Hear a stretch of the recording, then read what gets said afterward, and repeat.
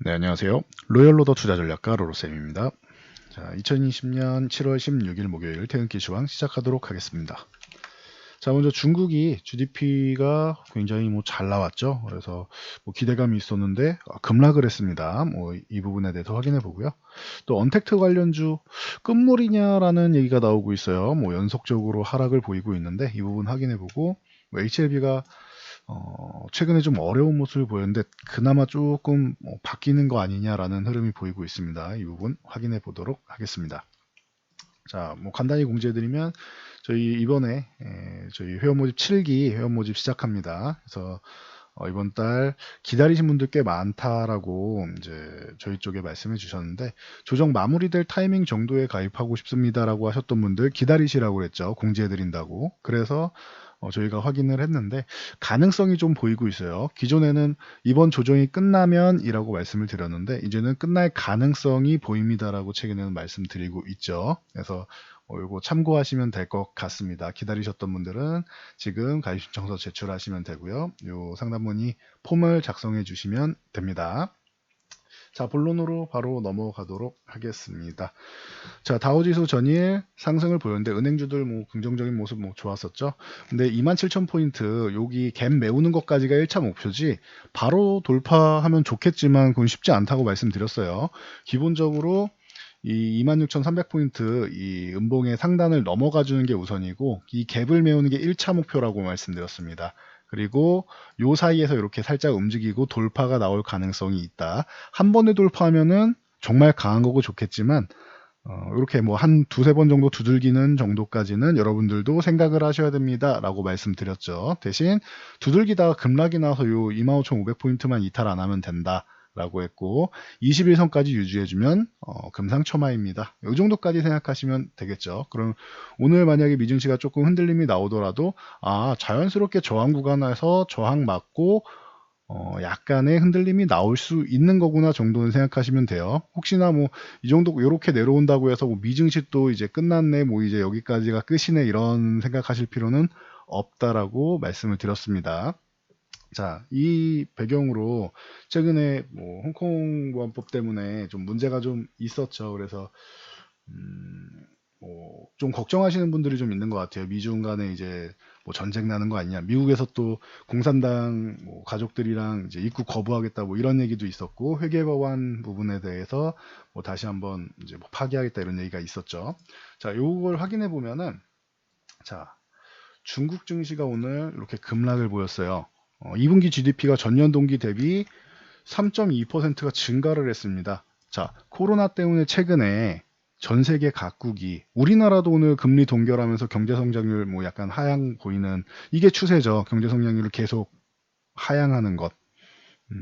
글로벌 경제가 회복이 되기가 좀 어려우니까 미국이랑 유럽이 빠르게 안정화를 취해야겠죠. 최대한 빠르게 안정화 나오는 게 중요하고 특히 미국이 좀 안정화가 돼야 되는데 이 부분이 좀 지연되고 있어요. 근데 중국이 GDP가 전년 대비해서 전년 동기 대비해서 3.2% 증가했다고? 근데 여기서 문제가 되는 게 굉장히 서프라이즈한 결과고 코로나 이후에 회복되는 첫 사례다라고 볼 수 있는데 이게 또 중국이라서 신뢰도가 좀 적지 않느냐라는 의견도 분명히 나오고는 있습니다. 중국이 워낙에 이런 지표 같은 경우를 좀 편법을 쓰거나 아니면 조작설이 많은 국가이기 때문에 요거는 일단은 썰이니까 여러분도 참고 정도만 하시면 될 것 같아요. 그래서 신뢰도가 조금 떨어지는 거 아니냐, 보여주기식 아니냐라는 얘기도 분명히 있습니다. 그런데 일단은 표면적으로는 상승을 했는데 잘 보시면 최근에 중국이 좀 과도하게 오른 게 있어요. 그렇기 때문에 얘는 좀 화끈해요. 중국은 오를 때 빠르게 오르고 내려올 때 빠르게 내려오고 이게 우리나라로 치면은 급등주처럼 아직까지는 증시가 좀 선진 증시가 아니기 때문에 좀 이런 부분에 대해서 여러분들이 좀 참고를 하셔야 될 것 같습니다. 그래서 돈의 힘에 의해서 좀 움직이는 경향이 아직까지도 크다. 그래서 좀 급등이 나왔기 때문에 좀 조정을 받았다 정도로 볼 수도 있습니다. 때마침 미증시도 상승 탄력보다는 저항을 만나서 한 차례 쉬어야 되는 구간이다라고 말씀을 드렸죠. 그래서 이거에 연결해서 보면은 미증시는 오늘 여기 저항을 받고 어제 돌파 시도 실패하고 오늘 살짝 이렇게 눌리는 정도는 나올 수 있다. 근데 이게 크게 문제가 될 상황은 아니다라고 말씀드렸습니다. 제일 좋은 거는 26,300포인트 유지해 주는 거고 이탈에도 21선만 유지해 주면 괜찮고 그 아래도 있고 그럼 지지선이 3개나 있는 거예요, 미증시는. 그러니 이걸 모두 이때처럼 모두 이탈해서 급락이 나오지만 않으면은 괜찮다 정도로 보시면 됩니다. 3단 3 쿠션이 있는 거예요. 쿠션이 하나, 둘, 세 개나 있으니까 어디든지 미증시는 뒷받침이 될 수 있다 정도로 보시면 되고요. 그러니까 놀라지 않으셔도 된다. 나스닥 같은 경우 뭐 전이 좀 뭐 추가적인 상승이 나왔는데 이것도 뭐 1600포인트 정도는 아직은 돌파를 못 하고 있습니다. 이렇게 미증시 같은 경우는 400포인트 단위로 짧게 보면 400포인트 단위로 볼 수가 있죠. 그래서 1600 여기서 조정받으면 1200 정도 혹은 뭐 21선 여기에 흔들기 정도는 나올 수 있겠죠. 그래서 참고 정도 하시면 될 것 같아요. 최근에 나스닥도 기술주들이 조금 쉬어가는 모습을 보이고 있다. 그러니 만약에 여기서 이렇게 뭐 1200포인트를 살짝 이탈하거나 해도 뭐 그렇게 놀라실 일은 아니다 라고 말씀드렸습니다. 일단은 9,800만 유지해주면 되고 9,400까지만 유지해도 나쁘진 않습니다. 9,800은 유지해주는 게 좋고요. 그리고 1200을 유지해준다? 그럼 강한 거예요, 나스닥은. 그래서 조정 구간인데도 불구하고 나스닥은 조정을 안 받고 있죠, 지금. 그러니 나스닥은 강한 거죠. 여기서 횡보하고 있는 정도죠. 그러니 뭐 그렇게 뭐 아직까지는 걱정하실 일은 아니다. 잠시 후에 뭐 우리나라 증시랑 같이 보면서 말씀드릴게요. 그리고 환율 동향만 봐도 저게 그렇게까지 큰 이슈가 될 정도라면은 미중 무역 간의 관계가 그 정도로 큰 이슈가 될 거라면 우리나라 환율이 이렇게 급등해야 됩니다. 10원 이상은 올라야 됩니다. 근데 그런 움직임까지는 아니죠. 그러니 우려감 정도는 보일 수 있지만 그렇게까지 심각한 상황으로 받아들이지는 않고 있다. 메이저들이 그 정도로 보시면 됩니다. 그래서 의미 부여를 좀 과하게 할 필요는 없다. 이 정도 알고 계시면은 깔끔하죠. 항상 말씀드리는 게 나무를 보지 말고 숲을 보시면 된다 이겁니다. 자, 전에 우리 증시도 말씀드렸죠. 여기를 바로 돌파하면 좋겠는데 바로 돌파 못하더라도 괜찮다. 뭐 2175포인트 유지해주면 강한 거고 밑에 또 21선 유지할 수 있는 구간이 있죠. 그렇기 때문에 우리나라도 조정 구간이 마무리 구간 단계로 접어들 가능성이 있다라고 말씀드렸는데 요 구간에서는 바로 돌파보다는 조금 이렇게 등락 정도는 나올 수 있습니다. 그러니까 참고 정도 하시면 될 것 같아요. 이거 가지고 너무 크게 뭐 바로 돌파 못했다고 해서 실망하거나 하실 필요는 없어요. 조정 구간이고 마무리 단계에 있다고 해서 뭐 하루 이틀 만에 바로 돌파하는 건 아니죠. 뭔가 돌파할 계기라도 좀 만들어줘야 되는 핑계거리는 좀 필요한 겁니다. 그래서 참고하시면 될 것 같고요. 오늘 수급은 그렇게 뭐 썩 달갑지는 않은 수급이에요. 보시면은 외국인들이 뭐 코스피 소폭 매도, 기관이 소폭 매도. 그래서 전일 기관이 뭐 매수하고 하는 거는 아직까지 여러분들이 그렇게 크게 신뢰할 필요는 없다라고 말씀드렸는데 다행히 금융투자는 아직 매도가 나오지 않았습니다. 조금 더 올라가면 매도가 나올 가능성이 있겠죠. 그리고 연기금에서 소폭 매도한 거는 뭐 기분 나쁘긴 한데 연기금이 좀 연속성 있게 매수가 들어오면은 지수가 조금 멋지게 올라갈 수는 있겠죠. 그래서 좀 기다려 보겠습니다. 연기금 수급은. 그리고 외국인 매도가 나왔는데 매도 금액이 이제는 크지는 않죠. 그리고 매수와 매도가 반복되면서 보면은 전체적으로 보면은 이번 주 같은 경우는 어떻게 보면 매수 금액이 점점 더 커지는 듯한 느낌도 있어요. 매도 금액보다는 매수 금액이. 그러면은 나쁘지는 않다. 외국인이 기존에 계속 매도일색으로 나온 거에 비해서는 전환될 가능성은 보인다. 아직까지는 좀 더 연속적인 부분이 필요하다. 이번 주에 만약에 적어도 매도하지 않은 정도만 나와도 다음 주에 조금 매수 뭐 이런 식으로 천천히 변화해도 긍정적인 것이다. 왜? 기존에는 매도만 나왔었기 때문에. 이렇게 받아들이시면 됩니다. 지금 저는 이게 전혀 나쁘게 보이지가 않아요. 대신 코스닥 같은 경우는 기관과 외국인이 좀 차익 실현을 조금 한 느낌은 있습니다. 이건 참고하시고요. 그리고 선물지수, 뭐 옵션지수 보면은 콜옵션 같은 경우는 매도가 나오면서 위에 좀 이제 살짝 막으면서 살짝 막아놓는 구간 그리고 기존에 지난주에 상승 포지션 구축했던 거 살짝 뭐 정리하는 구간 요 부분이 좀 있었습니다. 그런데 선물은 1000계약 정도 매수를 했죠. 요것도 금액이 크지 않고 콜옵션에서는 매도가 조금 나왔기 때문에 요 두 개를 상쇄시키면 될 것 같아요. 제가 볼 때는. 그러면은 오늘 수급은 상쇄가 되더라도 중립 이하 정도?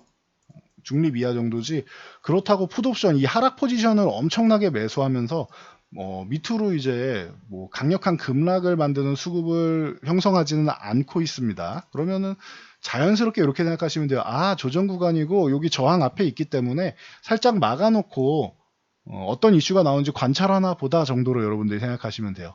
의미 부여를 크게 할 필요 없다라고 말씀드렸습니다. 그리고 자, 코스닥의 경우도 이미 750포인트 돌파해서 추가 상승, 그리고 코스닥은 뭐 여기서 하락 조정을 보이는 게 아니라 횡보하고 있다라고 말씀드렸어요.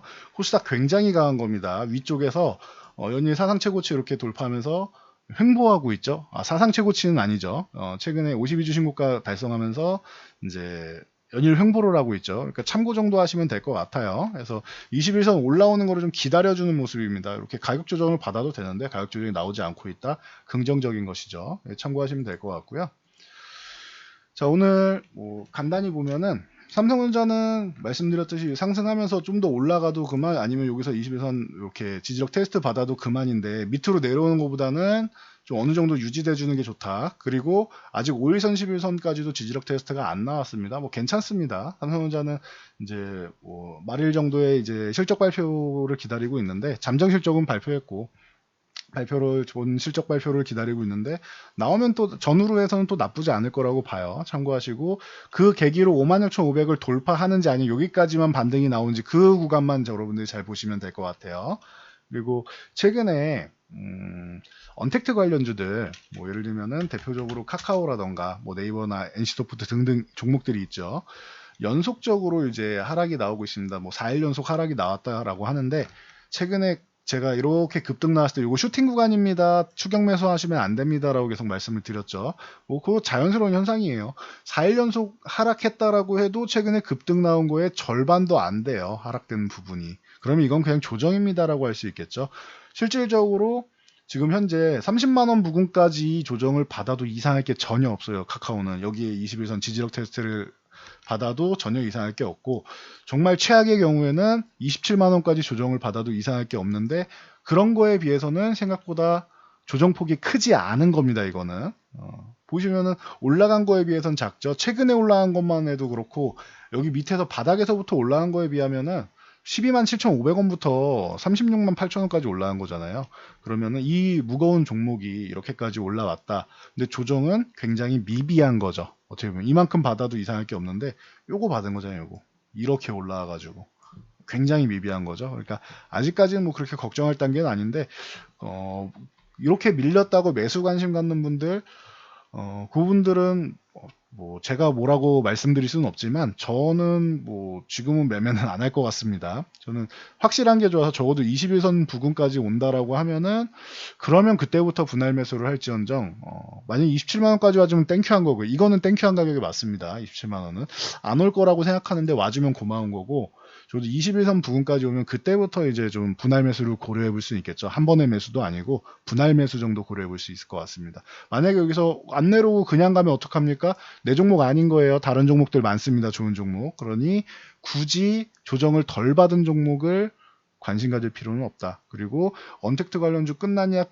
끝물이냐 질문하시는 분들, 꼭 그렇지는 않아요. 지금 어닝 시즌이라고 제가 말씀드렸죠. 어닝 시즌에 이렇게 과하게 오른 것은 실적이 뒷받침돼 주면은 다시 올라가는 것이고, 실적이 뒷받침이 안 되고 생각만큼 안 된다라고 하면은 뭐 조금 내려가 조정을 받을 수는 있겠죠. 그럼 그 조정 구간에서 다시 매수하시면 돼요. 네, 뭐 간단한 이치입니다. 그러니 너무 복잡하게 생각하려고 하지 말고, 너무 뭐 예언자처럼 모든 걸 맞추려고 하지 마세요. 그냥 여러분들은 이 주식이라는 거는 흐름에 어느 정도 몸을 맡기고, 당장 오늘 현금 들고 있다고 불안해하지 마시고, 내가 원하는 가격이 올 때까지 그냥 기다리시면 돼요. 안 오면 다른 종목 매매하면 되고. 이렇게 매매하시는 게 여러분들 추격 매수하는 것보다 훨씬 더 매매도 적게 해도 되고, 훨씬 더 수익률도 잘 나올 겁니다. 왜냐? 여러분들은 손실 볼 때 크게 손실을 보기 때문에 수익을 봐도 그걸 내주는 경우가 굉장히 많으실 거예요. 그거는 추격 매수할 때라서 그렇고, 조금만 내려와도 기준을 명확하게 잡지 않았기 때문에 내가 조정받은 줄 알고 여기가 저점인 줄 알고 샀는데 더 내려가는 거죠. 이렇게 지지선까지 혹은 요 구간까지 해서 매수를 해도 추가 하락이 나올 수 있는 게 주식이에요.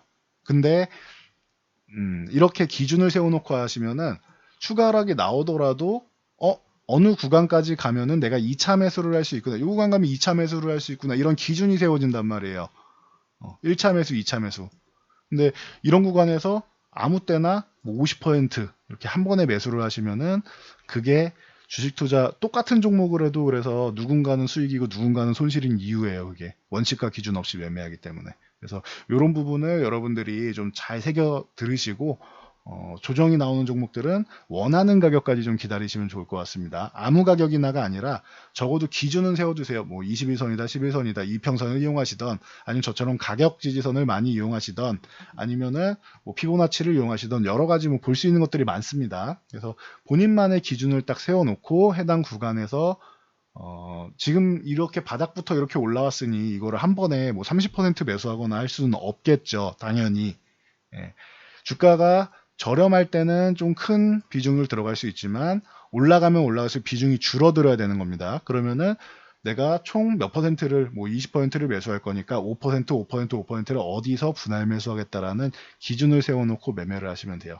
그래서 요게 제가 오늘 말씀드릴 수 있는 포인트 중 하나인 것 같습니다. 그래서 참고하시고요. 언택트 관련주 이걸로 끝났다고 얘기하기에는 조정이 너무 미비합니다. 그래서 간단하게 결론 지어 드릴게요.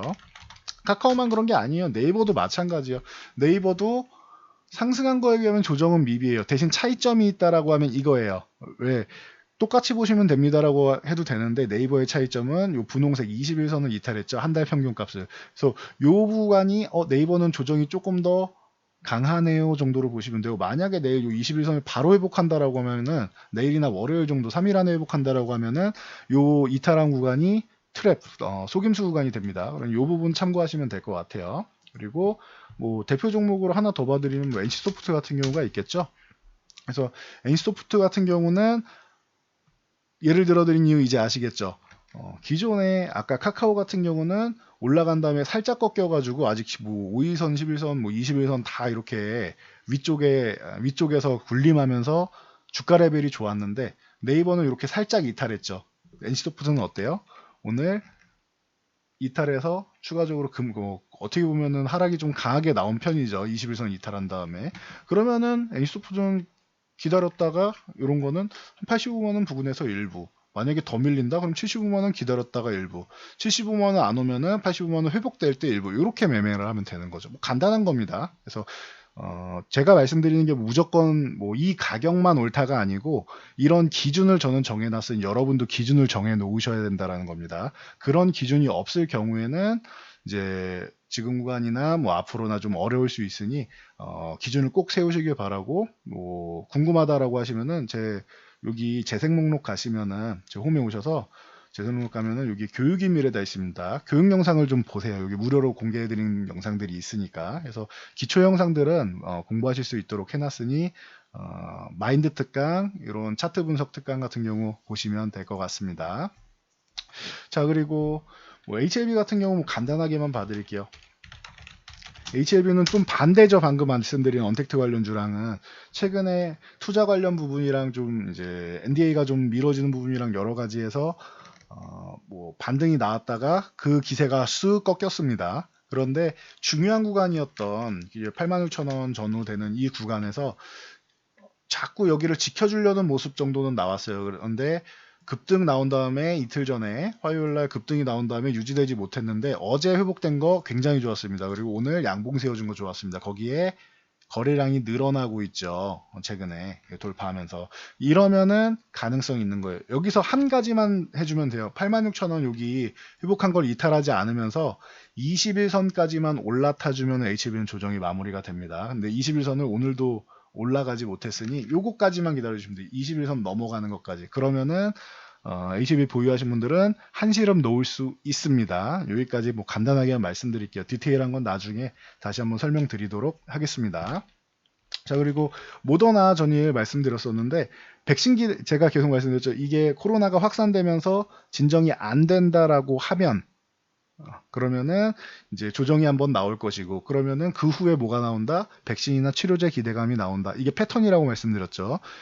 그러면은 코로나 확산되면은 이 언택트의 반대인 컨택 관련주 우리가 직접 만나야 되는 곳들 호텔 신라나 뭐 여행주나 이런 항공주나 숙박 관련주 같은 경우에는 쉽지 않다라고 전에 말씀드렸죠. 그래서 제가 호텔신라 같은 경우 저는 그렇게 아직까지는 썩 그렇게 기분이 좋지는 않습니다라고 말씀드렸는데 역시나 그 이후에도 좋지 않은 모습, 잠깐 반짝 반등한 거지 좋지 않은 모습을 보였습니다.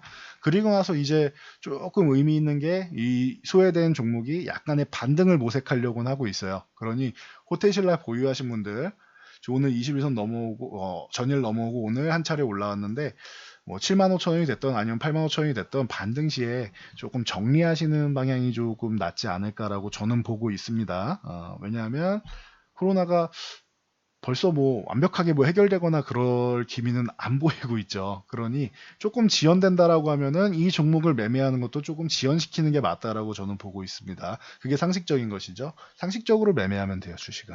네, 그래서 호텔신라도 그렇고 뭐 여행 관련주도 마찬가지입니다. 모두 투어나 뭐 하나 투어나 뭐 다 뭐 노랑푸드 뭐 다 비슷합니다. 대신 요 종목도 21선을 전일 넘어와서 오늘 똑같죠. 그러면은 이제 중국이랑 뭐 한한령 해제 얘기가 나옴에도 불구하고 제가 에이 썩 별로입니다라고 말씀드렸는데 이러면 요런 구간에서는 신규 매수를 보는 게 아니라 보유하신 분들이 이렇게 올라오면은 정리를 하는 겁니다. 뭐 최대 한 13,000원에서 13,500원 정도까지 올라오면 정말 좋은 거고 아니더라도 상승이 좀 정체된다 싶으면 한 차례 뭐 정리하시면 됩니다. 정리 구간으로 보셔야 되는 거예요. 신규 매수하고 하는 것보다. 그래서 이런 컨택보다는 차라리 화장품 관련주가 더 낫다라고 제가 계속 말씀을 드렸었죠. 그래서 보면은 지금 오늘 한국콜마홀딩스 같은 경우도 제가 이런 OEM, ODM 업체들 같은 경우에는 꾸준하다라고 말씀드렸죠. 특정 업체를 뭐 이차한불이나 이런 특정 업체를 선택하기 어렵다라고 하면은 이런 종목들 아니면은 뭐 한국 화장품 제조나 이런 종목들 보시는 게 낫다고 말씀드렸죠. 한국콜마홀딩스 오늘 뭐 잘해줬습니다. 24% 올라오면서 이제 여러분들이 정리할 구간을 한번 만들어줬어요. 당연히 뭐 개별 이슈도 좀 있는데 이 정도 보시면 되고 한국콜마홀딩스 말고 코스메카 코리아 같은 경우도 마찬가지입니다. OEM, ODM 업체 쪽으로 해서 이제 뭐 좋은 모습을 보이고 있는데 차라리 화장품주가 좀 낫지 않나라고 기존에 말씀드렸던 의견 그대로예요. 호텔신라나 여행주보다는 항공주, 호텔신라, 여행주 이런 종목들보다는 좀 더 화장품이 좀 더 낫다. 아니면 뭐 엔터주는 게임주던 이런 쪽이 좀 더 낫지 않겠느냐라고 꾸준히 말씀드리고 있죠. 참고하시고요. 그러면은 코스맥스를 봐야 되는데 코스맥스만 조금 약한 거 아닙니까? 라고 말씀하실 수 있어요. 전일 뭐 급락이 나온 게 조금 부담이 됐는데 그러면 둘 중 하나죠. 한국콜마 쪽하고 코스메카 코리아가 이 코스맥스를 따라서 두 종목이 내려오던가 아니면 코스맥스가 시간이 조금 요 장대 연봉은 좀 부담이 됩니다. 요거를 이겨내고 21선 회복한 다음에 다시 따라서 올라가던가 둘 중 하나입니다. 그러니 양쪽 움직임을 같이 보시면 돼요. 그래서 참고하시고요. 그리고 아까 말씀드렸듯이 뭐 이차한불이나 이렇게 종목을 여러분들 볼 줄 안다라고 하면은 기존에 한번 말씀드렸죠. 차라리 이런 종목들 뭐 이슈가 되고 있는데 한번 보시면 괜찮다. 라고 말씀드렸는데 뭐 좋은 모습 보였습니다. 그런데 오늘 거래량도 폭발하고 다 좋았는데 위쪽에 유지되지 못하고 조금 밀렸죠. 만약에 내일 24,500원을 넘어가지 못한다라고 하면 한 차례 수익 실현하는 것도 나쁘지는 않습니다. 참고하시고요. 기존에 요 종목 말씀드렸을 때 관심 가져서 수익 났다라고 감사 표현하신 분들 몇 분 계시는데 뭐 축하드립니다. 참고하시고요. 자 그리고 만약에 여러분들이 아까 제가 좀 말씀드린 부분에 대해서 중국이랑 미국이랑 분쟁 나는 부분이 정말 우려된다. 홍콩보안법 부분 때문에 우려가 된다라고 하시면은 제일 먼저 올라가는 종목들 보고 있었어요. 히토류 관련주나 대두 관련주 같은 경우가 보통 많이 나오죠. 자, 이걸 보시면 돼요. 오늘 우려감이 있다. 그러면은 관련주들이 움직였는지를 보시면 돼요. 뭐 유니온이나 유니온 머티리얼 같은 경우 보시면은 안 움직였죠. 물론 밀리지도 않았어요. 밀리지도 않았지만 오늘 뭐 이 지수가 급락할 때 이런 테마성 종목들이 올라가야 되는데 안 올라가잖아요. 그러면은 아직은 아닌가 보다 정도로 생각하시면 돼요. 그래서 이렇게 관련 쪽을 보시면 되고 뭐 샘표나 뭐 이런 대두 관련주도 마찬가지로 샘표식품 같은 경우도 뭐 움직임이 별로 없죠. 그러면은 아직은 아닌가 보다. 그리고 만약에 이게 이슈가 될 것 같다라고 하면 이런 종목들을 올라가지 않았을 때 이런 구간에서 뭐 매집해 놓는 것도 방법이 될 수는 있겠죠. 이건 투자 아이디어를 어느 쪽에 비중을 두고 있느냐 차이인 것 같아요. 난 이게 문제가 될 것 같다. 문제가 좀 이슈가 될 것 같다라고 하면은 이런 관련주들을 좀 보시면 되는 거고, 나는 이게 그렇게까지 문제가 될 것 같지 않다. 지금 경제도 안 좋은데 뭐 양 국가가 다시 미중 무역 전쟁 뭐 한창 할 때처럼 뭐 서로 이제 뭐 주먹 들고 서로 이제 티격태격하지는 않을 것 같다. 그 정도는 아닐 것 같다. 정치적인 이슈 정도로 이용할 것 같다라고 생각하시면은 매매를 안 하시면 되겠죠. 그래서 이런 투자 아이디어를 여러분들이 보시면은 좋을 것 같습니다. 저희는 뭐 이런 부분에 있어서는 너무 테마주에 집중하는 거는 썩 반기지는 않습니다. 그래서 뭐 참고 정도 하시고, 매매를 하신다라고 해도 비중은 투자금이 적으신 분들은 한 5에서 10%, 투자 자금이 크신 분들은 뭐 금액으로 제한하시면 되겠죠. 나는 뭐 100만 원을만 하겠다, 뭐 500만 원만 하겠다. 이렇게 투자금 크신 분들은 금액으로 제한하시고, 투자 자금이 적은 분들은 5에서 10%요 정도까지만 제한하시면 될 것 같습니다. 비중으로. 그래서 여기까지 말씀드리면은 제가 오늘 뭐 말씀드릴 내용은 다 말씀드린 것 같습니다. 자, 미중 무역 분쟁 요 부분 때문에 좀 우려되셨다 하시는 분들 조금 여러 가지 좀 지표들이랑 이제 종목들이랑 보면서 다시 한번 좀 생각을 해보세요. 그러면서 이제 이후 나오는 이슈들이랑 대입해서 잘 보시면은 앞으로 어떻게 생각을 해야 될 것인가가 보일 겁니다. 이게 더 중요한 것 같아요. 지금 당장 중요하고 당연하죠. 지금 당장 중요한 거. 그런데 앞으로가 더 중요하단 말이에요. 주식이라는 건 미래의 가치를 선반영하는 것이기 때문에, 그러면은 제가 알려드린 투자 아이디어를 여러분들이 보시면서 한번 깊게 생각해 보시면 좋을 것 같습니다. 전 여기까지 말씀드리고 물러가도록 하겠습니다. 영상이 도움되셨다면 하단에 있는 구독, 좋아요, 그리고 댓글 하나씩 달아주시면 감사드리겠습니다. 자, 저는 이만 물러가고요. 영상 잘 참고해서 모두 안전 투자하시기 바랍니다.